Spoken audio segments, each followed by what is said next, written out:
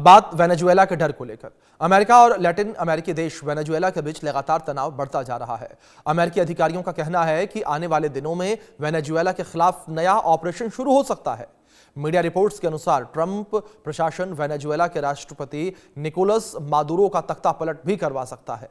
अमेरिकी अधिकारियों के मुताबिक शुरुआत जो है वो सीक्रेट ऑपरेशन से हो सकती है और अभी साफ नहीं है कि ये कदम कब उठाया जाएगा और इसका दायरा कितना बड़ा होगा। लेकिन इतना जरूर है कि ट्रंप प्रशासन इसे लेकर कभी काफी गंभीर हैं और हाल के हफ्तों में अमेरिकी सेना ने कैरेबियाई इलाके में बड़ी संख्या में जहाज, विमान और सैनिक तैनात किए, जिससे दोनों देशों के बीच टकराव की आशंका बढ़ गई और अमेरिकी रक्षा विभाग, पेंटागन और सीक्रेट एजेंसी CIA इस पूरे मामले पर कुछ भी कहने से बच रही है। व्हाइट हाउस का कहना है कि राष्ट्रपति ट्रंप ड्रग तस्करी रोकने के लिए हर तरह की ताकत का इस्तेमाल करने को तैयार हैं। कैरेबियाई इलाके में बीते कुछ महीनों में अमेरिकी सेना का जमावड़ा लगातार बढ़ता जा रहा है। सबसे बड़ा अमेरिकी aircraft carrier Gerald R. Ford और उसके साथ कुछ युद्धपोत, एक परमाणु पनडुब्बी और F-35 विमान तैनात किए गए। अमेरिका लंबे समय से मादुरो पर आरोप लगाता रहा कि वो ड्रग तस्करी में शामिल है। हालांकि मादुरो इन आरोपों को साफ तौर पर झूठा बताते हैं। दूसरी तरफ मादुरो का कहना कि अमेरिका उन्हें सत्ता से निकालना चाहता है, लेकिन देश और सेना किसी भी बाहरी दखल का विरोध करेगी। अमेरिकी सेना सितंबर से अब तक दर्जनों ड्रग बोट्स पर हमले कर चुकी है, जिनमें 80 से ज्यादा लोग मारे गए। मानवाधिकार संगठनों का कहना है कि अमेरिका बिना सबूतों के लोगों को मार रहा है और यह अंतर्राष्ट्रीय कानून का उल्लंघन है। तो ये विवाद की स्थिति लगातार बढ़ती चली जा रही है और जिस तरीके से अमेरिकी राष्ट्रपति तैनाती कर रहे हैं समुद्र में सेना की, F-35 की, परमाणु पनडुब्बी की, ये तैनाती भी बहुत कुछ कहती नजर आती है और कई संकेत देती है। कैरेबियाई इलाके में जहाज, विमान, सैनिक तैनात किए गए। वेनेजुएला पर एक तरह से दबाव बनाने की कोशिश यहां पर की जा रही है। अमेरिका और वेनेजुएला के बीच तनाव की स्थिति लगातार बढ़ती चली जा रही है। वेनेजुएला का इस बीच ये कहना कि बिना सबूतों के लोगों को मारा जा रहा है।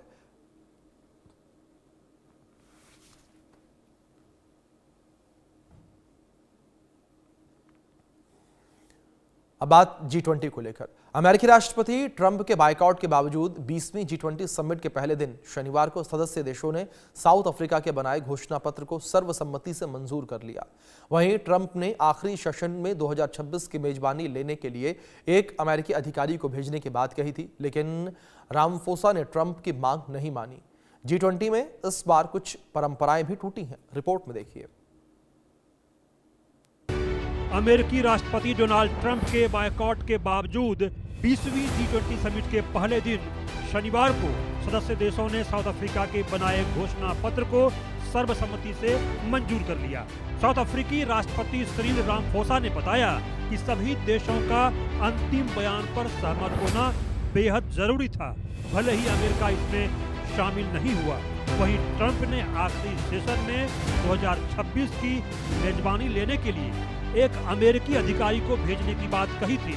मीडिया रिपोर्ट के मुताबिक दक्षिण अफ्रीकी अध्यक्षता ने अमेरिकी अधिकारी को मेजबानी सौंपने के प्रस्ताव को नकार दिया। G20 की अगली अध्यक्षता खाली कुर्सी को सौंपना तय है। इस बार के G20 समिट में दो बड़ी परंपराएं टूट गई और यही वजह है कि यह बैठक ऐतिहासिक रूप से अलग मानी जा रही है। पहली परंपरा मेजबानी सौंपने की है। हर G20 समिट में पिछले साल की मेजबानी करने वाला देश इस साल के मेजबानी देश को औपचारिक रूप से गवेल यानी अध्यक्षता का प्रतीक सौंपता है। यह एक लाइव सेरेमनी होती है जिसमें दोनों देशों के नेता आमने सामने मौजूद रहते हैं। इस बार अमेरिका की तरफ से राष्ट्रपति ट्रंप शामिल नहीं हुए।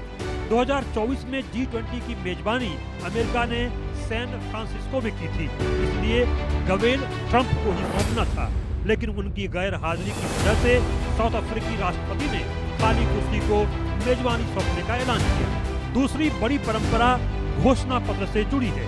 G20 समिट के अंत में सभी देश मिलकर एक मत से संयुक्त घोषणा पत्र जारी करते हैं, यानी 2 दिन की बैठकें, चर्चाएं, ड्राफ्टिंग सब पूरा होने के बाद अंतिम सत्र में घोषणा पत्र जारी किया जाता है। लेकिन इस बार घोषणा पत्र पहले ही दिन सर्वसम्मति से पास हो गया। इस बीच पीएम मोदी ने रविवार को G20 शिखर सम्मेलन से इतर साउथ अफ्रीका के राष्ट्रपति सिरिल रामफोसा के साथ द्विपक्षीय बैठक की। मोदी ने सोशल मीडिया हैंडल एक्स पर बताया कि जोहान्सबर्ग में G20 शिखर सम्मेलन के दौरान राष्ट्रपति रामफोसा के साथ शानदार बैठक हुई। हमने भारत दक्षिण अफ्रीका साझेदारी के सभी पहलुओं की समीक्षा की, विशेष रूप से ट्रेड, कल्चर, इन्वेस्टमेंट और technology, skill development, AI, rare earth metal में सहयोग में विविधता लाने पर बात हुई। इसके साथ ही मोदी ने G20 की सफल अध्यक्षता के लिए राष्ट्रपति रामफोसा को बधाई भी दी। Bureau report, India news.